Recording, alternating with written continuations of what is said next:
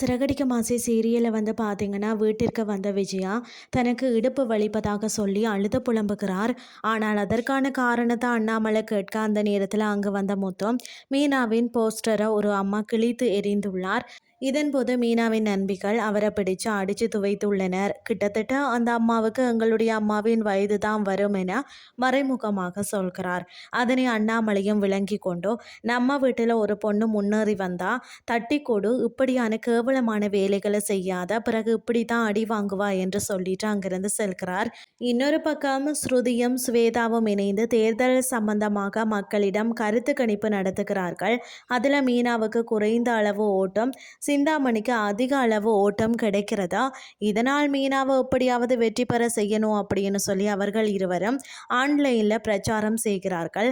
அதன்போது முத்துவும் தன்னுடைய நண்பர்களுடன் வீதி வீதியாக போஸ்டர் ஒட்டி மீனாவுக்கு ஆதரவு சேர்க்கிறார். இறுதியில் மீனாவும் நேரடியாக களத்தில் இறங்கி தேர்தலில் வெற்றி பெற்றால் என்ன செய்வேன் என பூ வியாபாரிகளுக்கு விளக்கமாக சொல்கிறார்.